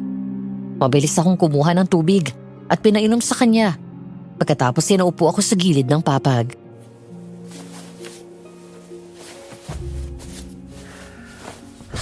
Emil, kumusta ang pakiramdam mo? Medyo masakit pa yung sugat ko pero ayos na ako. Hindi naman ako nakagat ng aswang kaya malayo sa bituka to. Mas delikado pa kapag nakagat ka ng aswang. Hindi lang delikado. Sobrang delikado. Dalawa lang ang mangyayari sa'yo. Mamamatay ka o magiging aswang ka rin. Talaga? Kapag pumasok yung laway ng aswang sa katawan ng isang tao, parang virus yun na papasok sa mga ugat natin. Tapos ayun, bilang ka ng ilang araw, yung nakagat parang nasisira na ng bait. Uhaw na uhaw at gutom na gutom, pero hindi makontento sa pagkain ng tao. Buti na lang pala. Salamat sa pagtulong sa akin para labanan sila. Siyempre, hindi naman kita pwedeng pabayaan na lang. Pero teka, kanino palang kubo ito? Sa akin, lupa naman to ng tatay ko. Pinamana sa kanya ng mga magulang niya tapos pinamana niya sa akin. Kapag gusto kong lumayo muna at makapag-isip, dito ako pumupunta. Ang ganda. Malapit pa sa ilog. Kaya ang daling nawala ng stress ko. Alice, Hmm? alam ko maaga pa para dito pero hindi ko na mapigilan ang sarili ko na hindi sabihin sa'yo to. Ang alin? Mahal kita.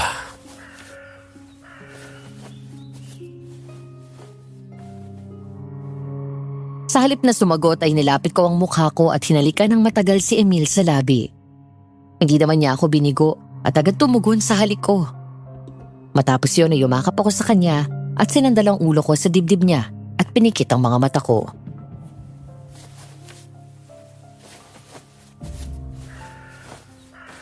Mahal na rin kita, Emil. Ang lalim nun Para saan yun? Naalala ko lang kasi yung nangyari kagabi.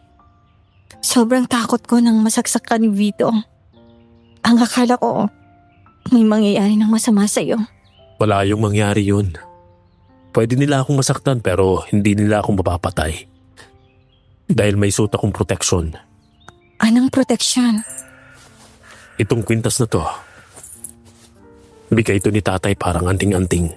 Anting-anting? Ay, sandali. Ang pansin ko, ang dami mong alam sa mga ganyan. Yung pulbos kagabi, ano ba yun? May lahi kasing albularyo si tatay. Hindi niya na-practice pero marami siyang alam tapos tinuro niya sa akin. Kaya ng pangontra sa aswang, mga armas na nakakapatay sa kanila. Marunong din akong manggamot gamit ang mga herbal plants.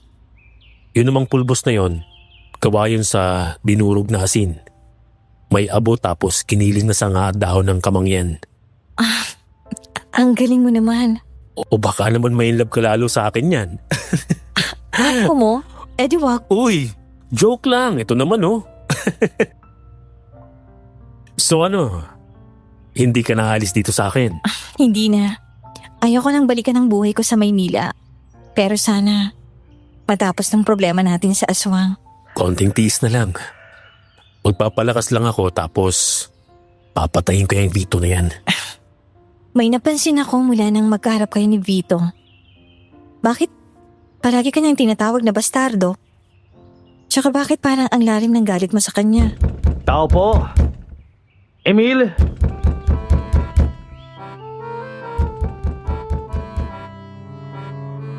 Sabay kaming napalingon sa pinto matapos marinig ang pamilyar na boses na yun. Dahil sa kalagayan nito, ay ako na ang tumayo at nagbukas ng pinto. Ganun na lang ang gulat ko nang makita si Kuya Dexter na dala ang mga gamit ko. Kasama nito si Lola Iska at isa pang alalay na may dalang 2 bayong ng pagkain na may mga gulay, karne at isda.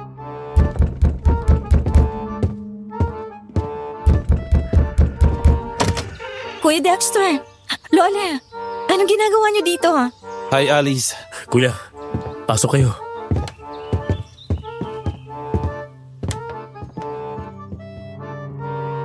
Nagtataka na pinapasok ko ang mga bagong dating. Mas lalo akong nagtaka nang magmano si Emil kay Lola Iska at yakapin ito ni Dexter. Sa mga kilos pa lang nito ay parang higit pa sa kaibigan o magkakilala ang mga ito. Parang may mas malalim pa silang koneksyon.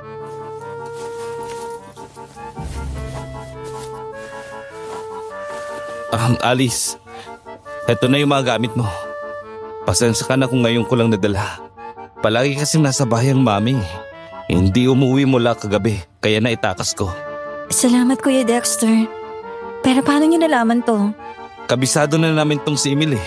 Mabuti bang kalagayan mo, Iya? Hindi ka ba nasaktan ni Vito? Ayos lang po ako. Nagawa ko naman pong ipagtanggol ang sarili ko. Maayos din pong trato sa akin ni Emil. Mabuti naman kung ganon.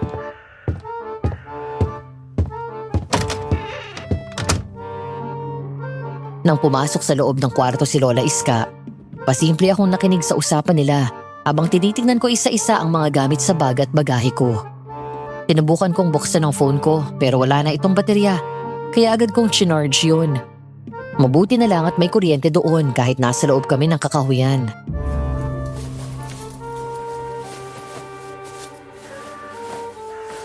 Anong balita sa mansyon? Hindi sila umuwing mag-ina. Tsak na, doon pumunta yun sa ponyong na yun. Yung aswang na tumulong kay Mami? Oo, Iyo, konting tiis na lang at matatapos na rin ito. May nakausap na kaming magaling na albularyo at manunugis. Ayon sa kanya, ang paraan daw para mapatay ang isang gaya ng Vito ay kailangang saksakin ito sa ulo, sa sentro. Dahil patay na ang katawan niya, hindi na tumitibok ang kanyang puso. Kaya walang saysay kahit saksakin niyo siya doon. Kailangan nating mapigilan si Vito at Ponyong. Kung hindi mas lalong madadagdagan ang kanilang biktima. ang malaking hadlang lang ay si Mami. Baliw na talagang mami niyo. Wala na sa matinong pag-iisip. Ay, naiintindihan ko bilang isang ina. Sadyang walang katulad ang sakit na mararamdaman mo kapag namatay ang anak mo. Ngunit kailangan niyang matutunan na tanggapin na wala na si Vito at ang espiritong nasa katawan niya ay hindi na ang anak niya, kung hindi isang demonyo. Emil? Anak ka ni Ma'am Selma? Silang tinutukoy mo sa kwento mo?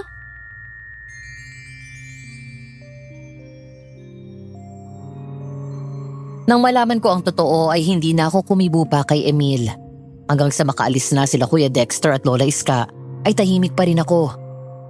Nang matapos na ang hapunan namin ay sinubukan kong mag-text kay Amor. Pero wala namang signal doon. Kaya sinilid ko na lang ulit sa bag ko ang cellphone. Muntik akong mapatalon sa gulat nang mula sa likod ay niyakap ako ni Emil.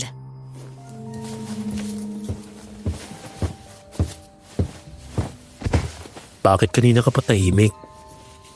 Dahil ba sa nalaman mo? Bakit hindi mo sinabi na si Ma'am Selma ang nanay mo? Sorry. Hindi ko naman sinasadyang ilihim eh. Hindi ko lang talaga alam kung paano sasabihin sa'yo. Kaya nang sinabi ko sa'yo noong malaman mo na alam kong aswang si Vito, baka kasi matakot ka tumalis ka. Baka isipin mo na dahil anak at kapatid nila ako, hindi na ako mapagkakatiwalaan. Alam kong takot ka sa kanila. Ayoko lang makadagdag pero may balak naman akong sabihin sa'yo eh. Pero kung magkapatid kayo ni Vito, kaya mo ba talaga siyang patayin? Narinig mo ba yung sinabi ni Lola Iska kanina? Oo. Pero hindi ko maintindihan kung bakit niya sinabi yon. Matagal nang patay si Vito. Ano? Pero paano? Bakit buhay na buhay siya ngayon? Nagpakamatay si Vito dahil sa sobrang high sa ipinagbabawal na gamot. Spoiled ni Mami si Vito noon. Lahat ng layaw, nasusunod. Kahit na hindi nakakabuti kay Vito, binibigay pa rin niya. Kasi nga, siya ang paboritong anak. Si Kuya Dexter, neglected. Ako ang anak sa labas na hindi kinikilala ni Mami. Kay Vito, umiikot ang buhay niya. Konting problema, si Mami ang umahayos. Kulang na lang pati pagbibihis ni Vito, siyang gumawa.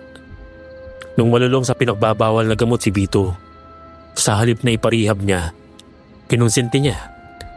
Tapos kami ni Vito, kahit kailan hindi kami nagkasundo. Palagi kami nagkakabangga mula pa nung mga bata kami. Hanggang sa school, hanggang ngayon nasubang na siya. Nung magpakamatay si Vito, sinugod siya sa ospital. Halos mabaliw si Mami at hindi niya matanggap na wala ng paborito niyang anak. Ang sabi ni Kuya Dexter, may lumapit daw kay Mami. Si Punyong, yung aswang na matanda. Kaya daw niyang buhayin si Vito. Sa sobrang desperado, pumayag siya na mabuhay lang ang paborito niyang anak. Nabuhay si Vito pero naging aswang siya. Galit na galit si Lola Iska at Kuya Dexter, pero binaliwala niya yon. Ang akala namin pagsisisihan ni Mami ang ginawa niya. Pero nang maging aswang si Vito, siya pa ang nagbibigay ng mga taong papatayin ito. Sinubukan ni Kuya at Lola na pigilan silang mag-ina, pero walang nangyari. Grabe. Mula noon, nag-isip na kami ni Kuya Dexter kung paano mapapatay si Vito. Ilang beses na naming sinubukan pero lagi siya nakakaligtas. Pero ngayon alam ko na kung paano siya papatayin. Pero paano si Ma'am Selma? Hindi na namin siya iintindihin dahil mas mahalaga ang mga inosenteng buhay na pinapatay ni Mami para lang sundin ang kapritsyo ng anak niya. Alam mo bang alam ng mga taga San Remedios na si Vito ang aswang pero hindi sila makahingi ng tulong dahil sa takot nila sa mag-ina. Natatakot sila na mabalikan ng mga ito at patayin ang kanilang buong pamilya. Pero maiba ako. Sa tingin mo, alam kaya ng papa mo ang nangyayari sa'yo dito? Hindi siguro. Dahil kapag nalaman ni Papa to, tsak na magagalit siya. Sinong siraulo ba naman ang ipagsasabi na aswang ang anak niya at ipagkakasundo ng kasal sa isang babae? Wala naman sigurong matinong taong papayag. Kapag nakakuha ko ng signal, tatawagan ko kaagad siya para malaman niyang nangyari. So, hindi ka na nagtatampo sa akin? Nagtatampo pa rin. Matulog na nga tayo. Mahal, sorry na. Bahala ka dyan.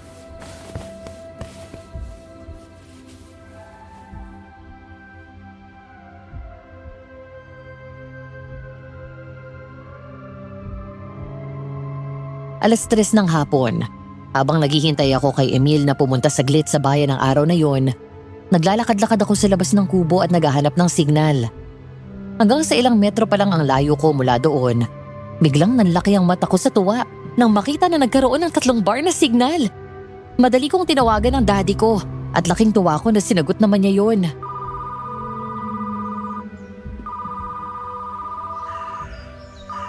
Anak? Alice? Nasaan ka? Papa, kumusta ka na? Mabuti naman ako. Ikaw, kumusta ka na? Nasaan ka ba?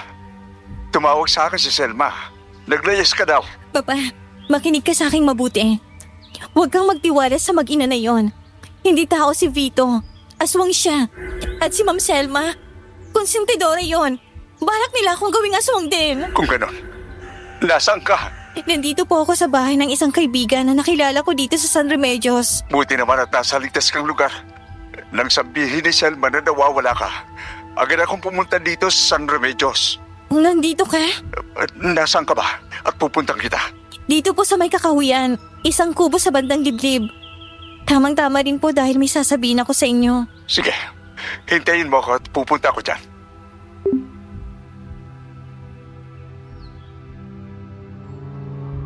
Naramdaman ko ang saya ng tawagin akong anak ni Papa, Madam Venus. Naisip ko, sa wakas ay naramdaman ko rin ang malasakit niya sa akin. Excited akong bumalik sa kubo. Lumipas sa mga oras, dumating na si Emil. Sumapit ang gabi, pero hindi dumating si Papa. Dahil doon ay muli akong nalungkot.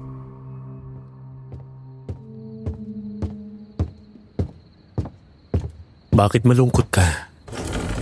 Kanina ko pa napapansin na parang balisa ka. May problema ba? May nangyari bang kanina habang wala ako? Wala kasi ako magawa kanina kaya naglakad-lakad ako sa labas. Sinubukan ko kung makakasagap ako ng signal. Nung nagkaroon ako ng signal, naisip ko na tawagan si Papa.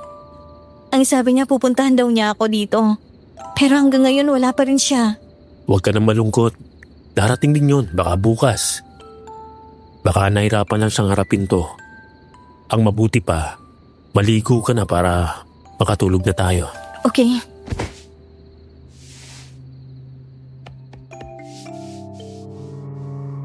Hindi ako tumanggi nang yakapin ako ni Emil. Ilang sandali pa, nagtaka kami nang may marinig kaming boses na tinatawag ako mula sa labas. Sa halip na hayaan akong lumabas ng kubo, agad kinuha ni Emil ang itak at hinanda ang mga gamit panlaban sa aswang at sumilip sa bintana. Bukod sa madilim na paligid, may isang ilaw mula sa kalayuan ng aming naaninag.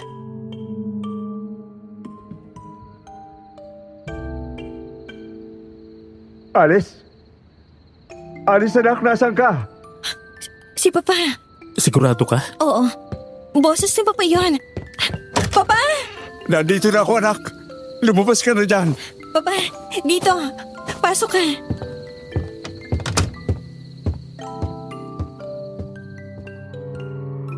Lumabas kaming dalawa ni Emil at sinalubong si Papa.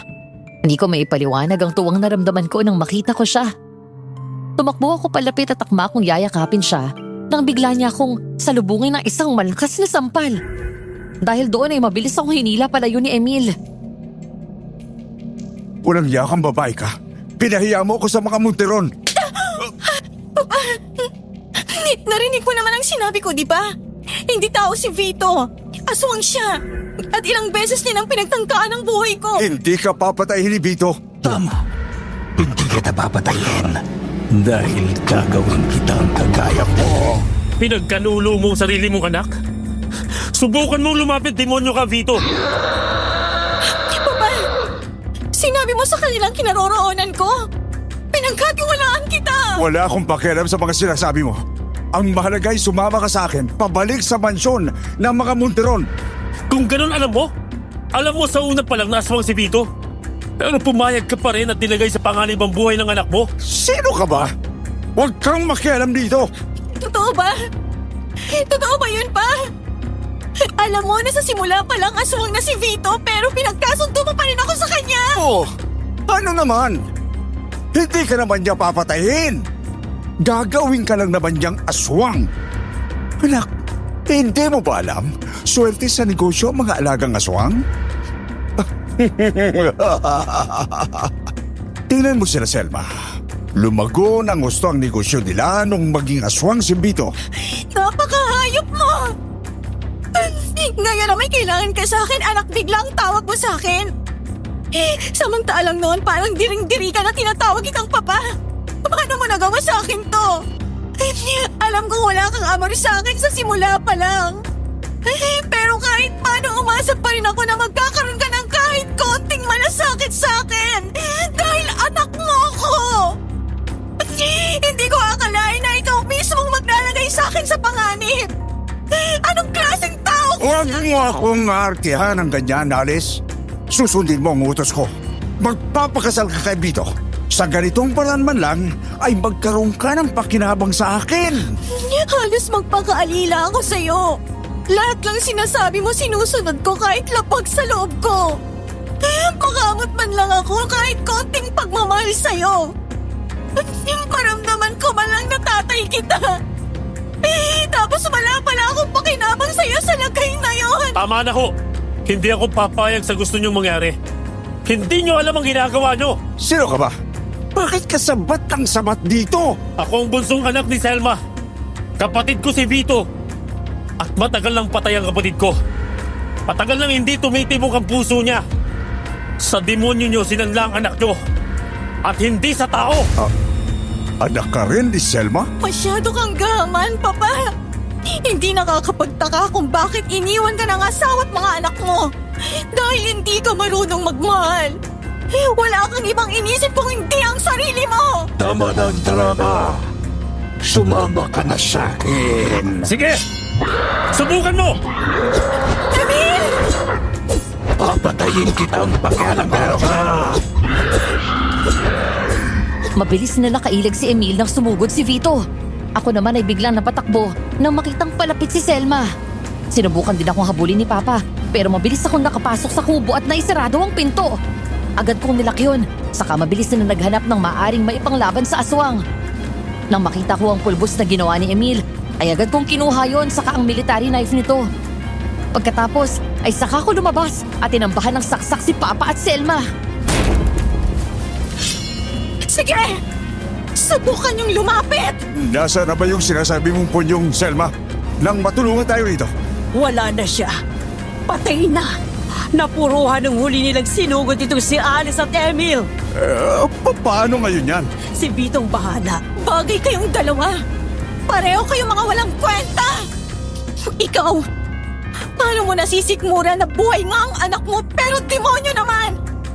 Namiminsala kayo ng mga inosenteng buhay ng tao! Wala akong pakialam sa ibang tao. Basta kasama ko lang ang anak ko. Nababaliw ka na! May dalawa ka pang anak! Wala akong pakialam sa kanila.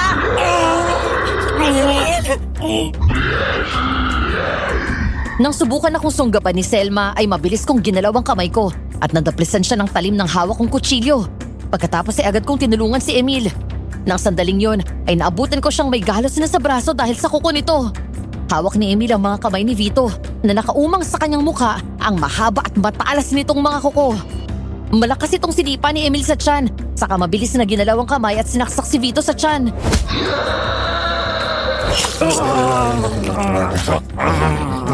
Anak, walang hiya ka talaga kahit kailan. Papatayin ko tong paborito mong anak!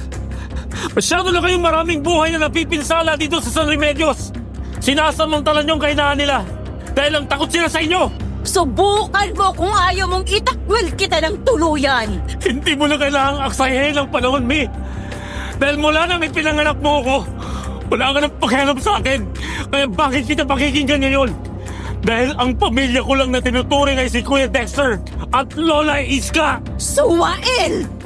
Kahit kailan, hindi mo sinunod ang gusto ko! Dahil ayokong maging si Vito. Ikaw ang sumira sa buhay niya. Ikaw at ang pangkukonsente mo. Ikaw ang pumatay sa paborito mong anak! Hindi totoo yan! Yun ang totoo, Mami! Ikaw mismo ang nagpahamag sa anak mo!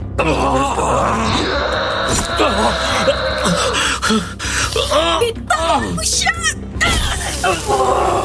Walang hiya kang babae ka. Papatayin kita. Nang muling mahagip ng kuko ni Vito si Emil, ay mabilis ko itong binato ng pulbos sa mukha.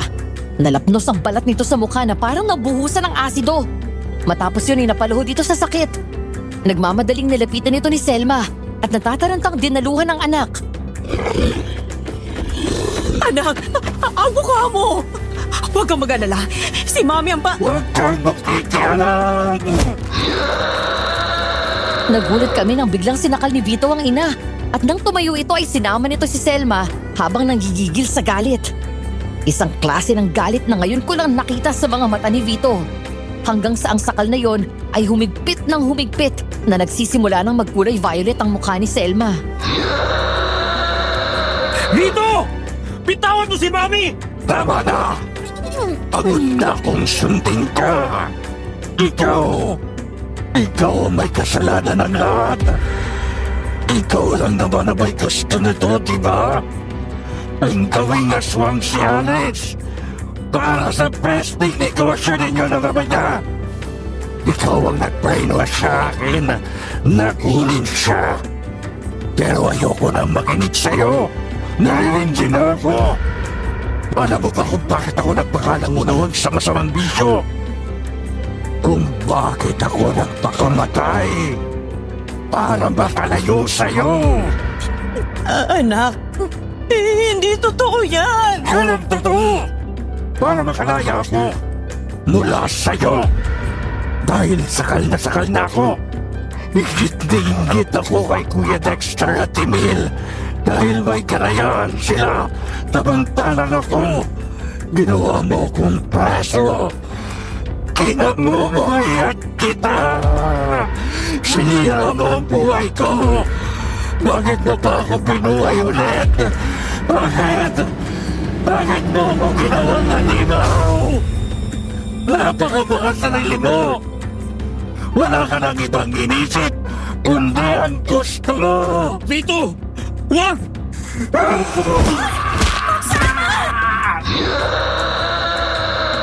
Hinagis ni Vito ang kanyang ina at tumama ito sa puno. Nakaramdam ako ng awa kay Selma ng mga sandaling yun, Madam Venus. Inang-hina na sinubukang tumayo nito kahit na umaagos ang dugo mula sa noo dahil sa pagtama ng ulo sa puno. Matapos yun ay muling sinugod ni Vito si Emil.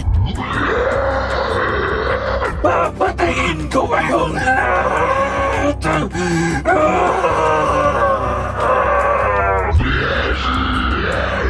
Nang lumundag si Vito ay natumba ang mga ito sa lupa at muling nagpambuno ang dalawa. Sunod-sunod na sinuntok ni Emil ang aswang habang mahigpit siyang sinasakal nito. Madali kong hinanap ang patalim at nang makita ko ay kinuha ko yun. Pero bago pa ako makatayo ay biglang sumulpot si Selma sa tabi ko at nakipag-agawan. Ikaw ang may kasalanan nito. Papatayin kita. Ikaw ang sumira sa lahat. Huwag mong isisi sa akin ang kasalanan mo! Kahit na si Vito ay labis ang galit sa'yo! Hindi! Mahal ako ng anak niya! Vito!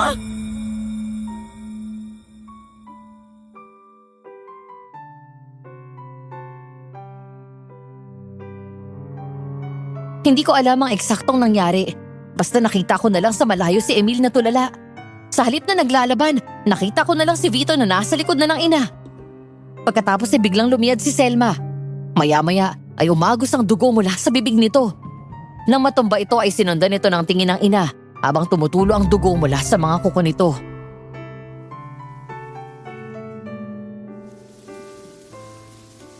Hindi pwedeng.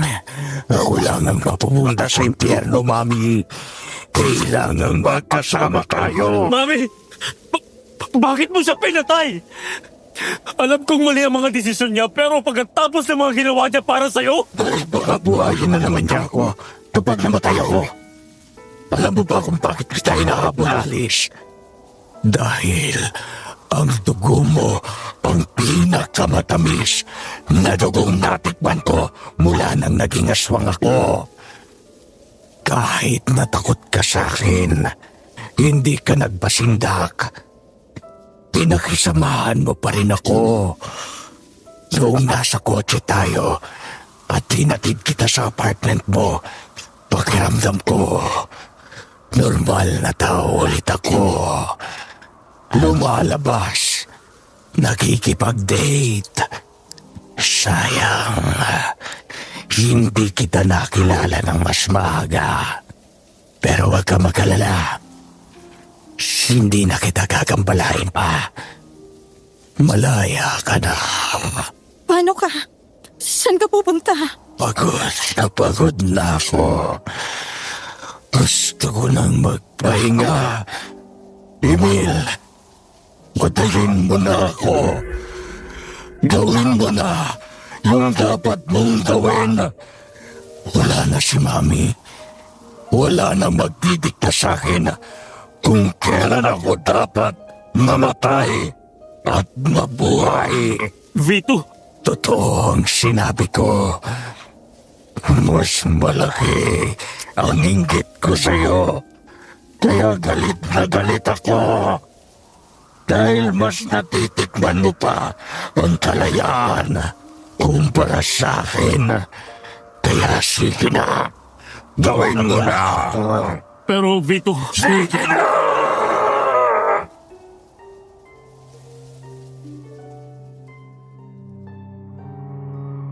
Nanginig ang mga kamay ni Emil. Sa isang iglap ay naduwag daw siya at biglang natakot na patayin si Vito. Kahit napatay na ang puso nito, naramdaman namin ang sakit na dala niya buong buhay niya. Ang maging preso ng sariling ina. Hanggang sa napasigaw ako ng malakas nang biglang sumugod si Vito kay Emil.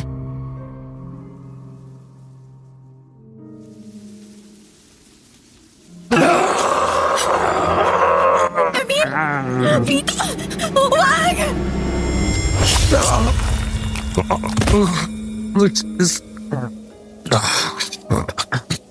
Salamat.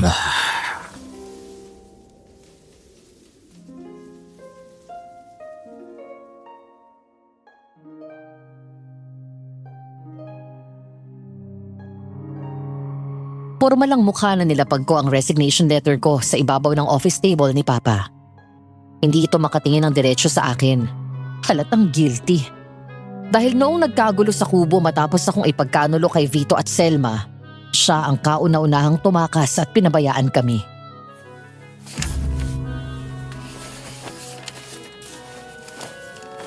Resignation letter. For formality's sake na lang yan. At hindi ako nagpapaalam sa iyo. Pinapaalam ko na nag-resign na ako.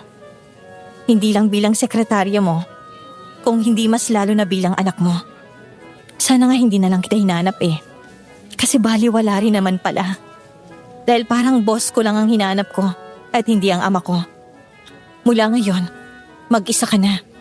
At wala ka nang maririnig mula sa akin. Uy, sandali. Sama ako sa'yo. Ayoko maiwan dito, no? Sir Benito, sorry po pero magre-resign na rin po ako. Bye, sir.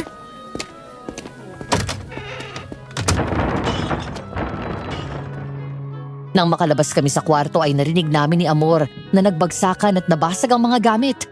Pero hindi ako bumalik para tignan kung anong nangyari. Diretso akong lumabas ng gusali at lumapit sa naghihintay sa aking sasakyan.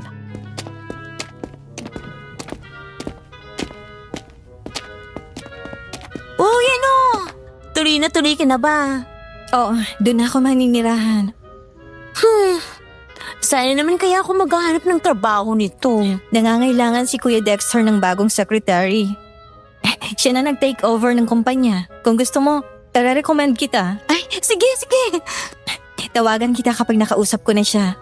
For the meantime, ako muna ang acting secretary niya. Eh, ba't ayaw mo na ikaw magtrabaho doon? Mas gusto kong tulungan si Emil sa bukid. Sige na, aalis na ako. Bye! Susunod ako sa'yo doon.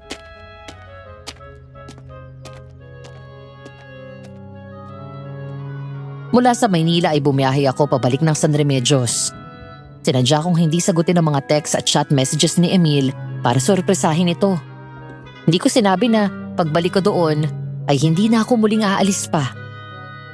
Pagbaba ko ng kotse ni Kuya Dexter na sumundo sa akin sa airport, habang naglalakad ako palapit sa bahay ay natatanaw ko siya na nakatayo sa labas at may hawak na tasa ng kape. Maya-maya ay may denial ito sa phone at doon nagring ang phone ko.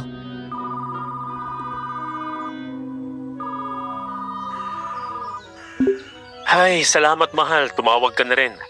Nag-alala ako sa'yo eh. Hindi mo sinasagot ang mga message ko. Baka mamaya nagbago ng isip mo tapos hindi ka na bumalik dito.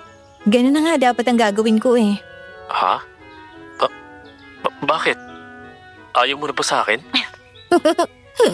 Joke lang. Lingon ka. Lingon? Mahal!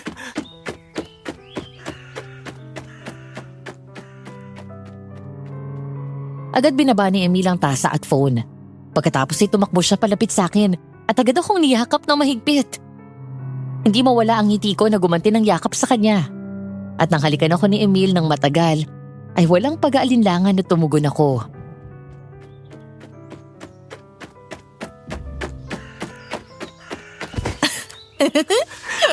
Ikaw talaga, nanakot ka pa. Sorry na. Bakit ngayon ka lang? Sabi mo, sandali ka lang sa Maynila. Inayos ko pa kasi yung mga gamit ko dun sa apartment. Pinamigay ko na yung iba kasi dito na ako titira. Umalis na rin ako sa trabaho kay Papa. Talaga? Dito ka na talaga? Magsasama na tayo? Oo. Mula ngayon, tutulungan na kita sa bukid. At dun sa negosyo na iniisip mong itayo. Pagtutulungan natin yon hanggang sa lumago. Salamat. Hindi mo alam kung gaano ako kasaya ngayon. Mahal na mahal kita, Alice. Mahal na mahal din kita.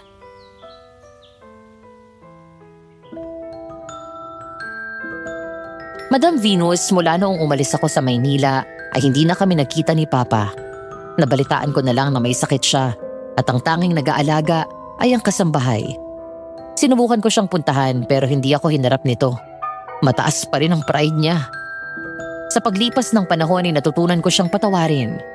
Kaya bago siya pumanaw ay muli kaming nagkita at binigay ko sa kanya ang pagpapatawad na yon. Ngayon ay kasal na kami ni Emil at may mga anak na kami. Bagaman hindi matatapos ang pagiging magulang namin sa aming mga anak kahit na malaki na sila, dahil sa mga nangyari sa amin, natutunan naming mag-asawa na irespeto at alamin kung hanggang saan ang saklaw ng pagiging magulang namin sa kanila. Narito lang kami ni Emil para gabayan at bigyan sila ng payo sa buhay. Ngunit binigyan namin sila ng kalayaan na piliin ang daan na nilaan ng Diyos para kanilang tahakin. Ayaw namin silang maging gaya kay Vito at kami mismo ang sisira sa kanilang buhay. Ngayon sa tuwing binabalikan ko ang aming nakaraan ni Emil, napagtanto ko na kami ay dalawang taong pinanganak sa mundo na pinagkaitan ng isang buo at masayang pamilya. Parehong tinalikuran ng magulang namin na inasahan namin na unang magmamahal at susuporta sa amin. Sino bang mag-aakala na sa pamamagitan ng aswang ay magtatagpo ang landas namin ni Emil? At ang kakulangan na bubuo sa pagkatao namin ay mahahanap lang pala namin sa isa't isa. Sana po ay nagustuhan ninyo ang aking kwento at naway may natutunan kayo. Hanggang dito na lamang at maraming salamat po sa inyong pagsubaybay. Nagmamahal, Alice.